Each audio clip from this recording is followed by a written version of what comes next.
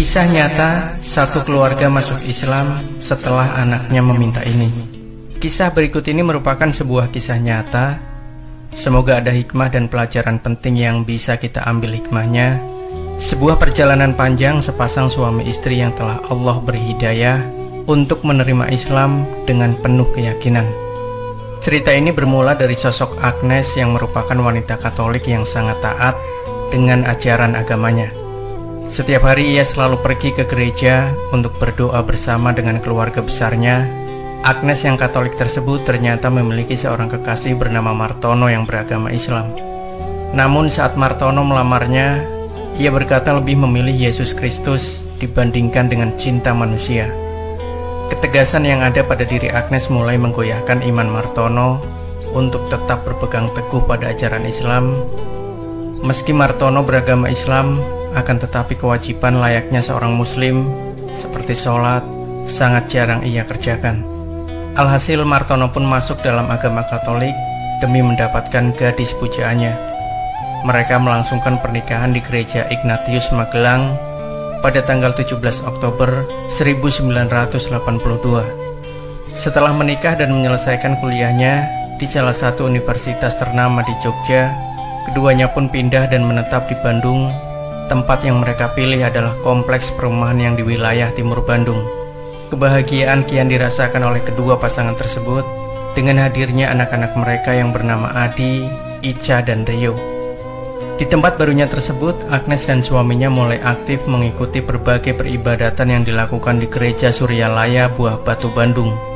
Suaminya yang saat itu menduduki kepala divisi properti PT Telkom Cisanggarung Bandung pun bisa dibilang memiliki pendapatan yang bisa membuat keduanya mampu hidup berkecukupan dan mampu menyisihkan sebagiannya untuk pemeliharaan gereja.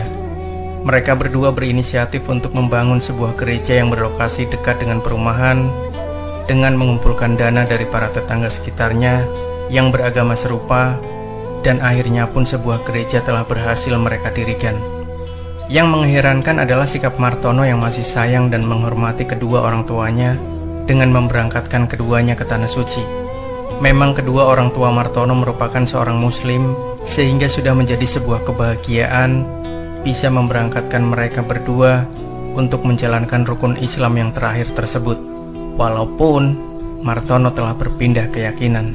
Kehidupan yang serba berkecukupan dan harmonis mewarnai hari-hari dari Agnes dan Martono, hingga suatu ketika keduanya merasakan goncangan jiwa yang cukup membuat gelisah. Anaknya yang bungsu yaitu Rio mengalami sakit panas yang tak kunjung reda, sehingga membuat keduanya khawatir dan membawa Rio ke rumah sakit Kristen yang terletak di Bandung Utara. Dokter yang menangani Rio menyatakan bahwa Rio hanya mengalami kelelahan saja, namun Agnes yang merupakan ibunya tetap merasa gelisah dan takut akan kondisi anaknya yang tak kunjung sehat. Ketika dipindahkan ke ruangan ICU, kejadian cukup aneh mulai terlihat. Rio meminta ayahnya untuk memanggil ibunya yang berada di ruangan tengah. Martono pun langsung menuju Agnes dan menyuruhnya untuk masuk ke ruangan ICU. Namun jawaban Agnes cukup membuat heran Martono. "Saya sudah tahu." Martono pun masuk kembali ke dalam ruang ICU tanpa disertai Agnes. "Udahlah papa saja. Pa, hidup ini hanya berjarak 1 senti, sementara di sana nggak ada batasnya," ucap Rio. Martono tertegun dan keheranan melihat anaknya yang masih kecil bisa berkata demikian. Apa yang diucapkan oleh Rio seakan dirinya seperti orang dewasa yang sedang menasehati sesamanya. Sore pun menjelang dan Rio masih berada di ruang ICU ditemani Martono. Rio kemudian berucap, "Pa, Rio mau pulang." Dengan lemah lembut dan penuh kasih sayang, Martono menjawabnya, "Iya Rio, nanti kamu pulang bersama papa dan mama." "Enggak pa, Rio mau pulang ke surga. Rio tunggu papa dan mama di surga," ucapnya dengan nafas yang pendek. Martono yang terkejut dengan ucapan anaknya tersebut, tiba-tiba ia mendengar suara aneh yang menyuruhnya untuk membimbing kalimat syahadat kepada anaknya.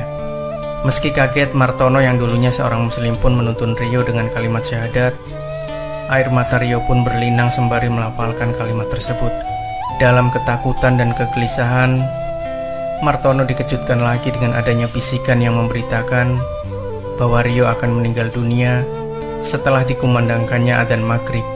Mendengar bisikan tersebut, Martono kemudian pasrah dan hanya memohonkan kebaikan bagi anaknya. Dan benar saja, pada tanggal 27 Juli 1999, setelah adzan maghrib berkumandang, Rio pun menghembuskan nafas terakhirnya. Agnes yang tak mau melihat anaknya karena merasa sedih terus, menangis dan meratapi anaknya hingga Rio ditempatkan di rumah duka. Kejadian aneh pun berulang, di mana Agnes seperti melihat Rio yang menghampirinya dan berkata, "Ma, aku gak mau pakai jas. Aku maunya pakai kain putih aja." Agnes cukup terkejut dengan pemandangannya tersebut karena memang Rio telah tiada. Kejadian tersebut ia tuturkan pada salah satu tetangganya yang muslim dan berada di rumah duka tersebut.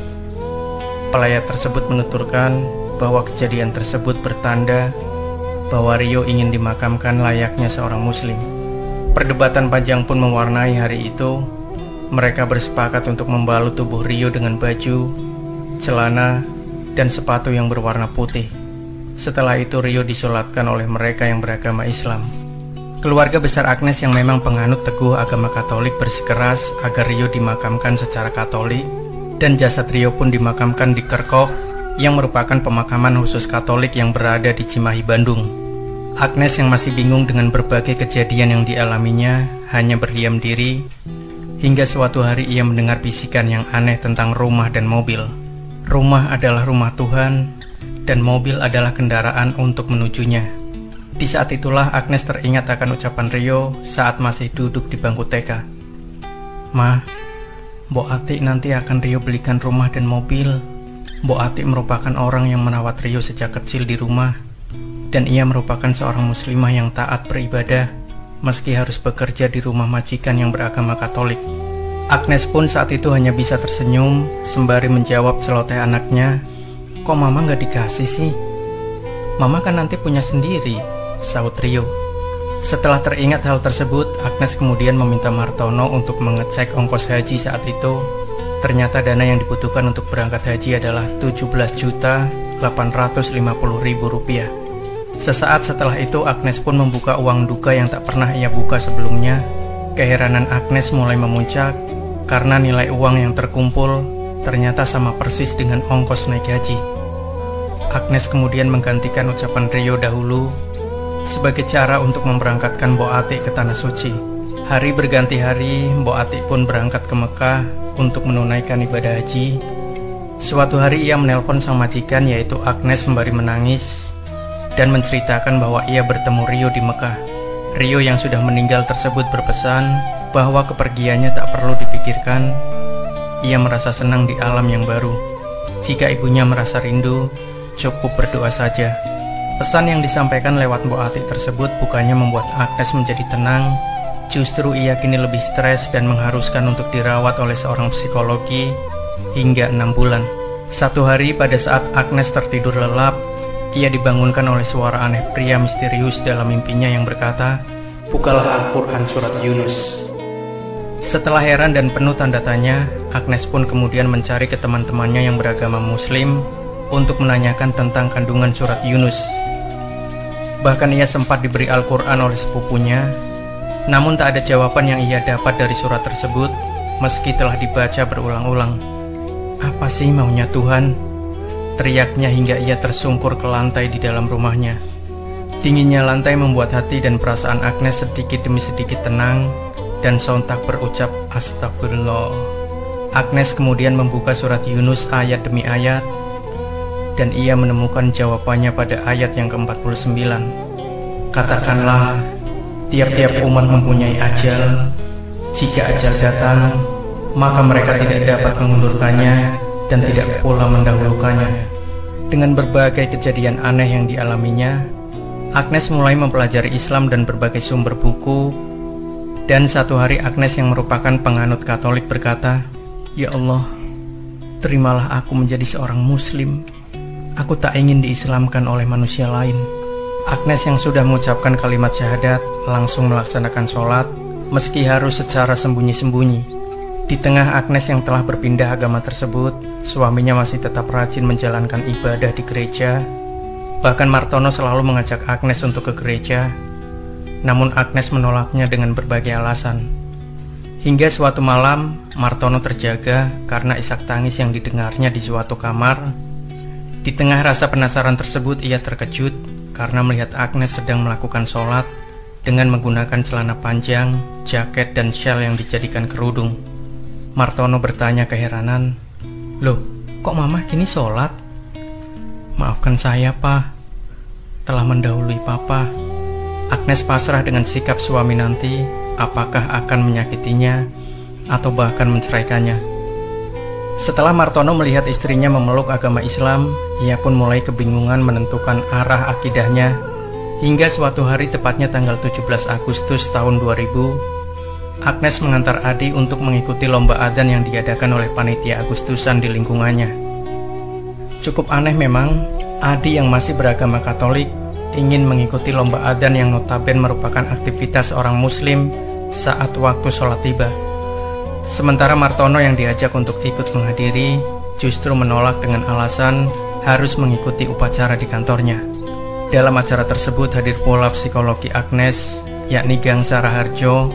Ia mengatakan kepada Adi yang masih bersekolah di SMA Santa Maria untuk meniatkan adzannya bukan hanya untuk orang yang ada di sekitar, namun juga untuk alam semesta.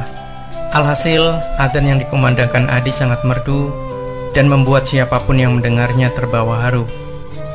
Ibundanya yang melihat hal tersebut meneteskan air mata hingga tak terbendung karena bercampurnya rasa haru dan bahagia. Adi pun menjuarai lomba adzan tersebut dan mengalahkan 33 peserta yang muslim. Setelah lomba usai, Adi dan Agnes kemudian pulang ke rumah. Namun apa yang didapatinya cukup mengejutkan, karena saat Agnes membuka pintu kamar, Martono yang tadinya berucap akan melakukan upacara justru tengah melakukan sholat. Agnes pun terkulai lemah dengan kejadian tersebut. Martono yang telah menyelesaikan sholatnya kemudian meraih tangan istrinya dan mendekapnya. Ia pun berucap, "Ma, Papa kini telah masuk Islam." Kesedihan bercampur haru membuat anak-anaknya mendengar dan mendekati keduanya. Dalam hidayah yang melingkupi orang tuanya, Adi dan Ica pun kemudian memeluk agama Islam. Keluarga yang dulunya Katolik itu akhirnya melalui babak baru dalam kehidupan sebagai Muslim secara terang-terangan. Bahkan Martono mewakafkan 7 hektar tanahnya untuk dijadikan pesantren Baitul Hidayah di Bandung. Subhanallah, ternyata hidayah Allah bisa datang pada siapapun dan lewat cara apapun. Allahu Akbar. Semoga kisah ini bisa memberikan inspirasi buat kita, bisa memberikan ibroh. Jangan lupa nantikan kisah-kisah terbaru dari kami selanjutnya. Sampai jumpa. Wassalamualaikum warahmatullahi wabarakatuh.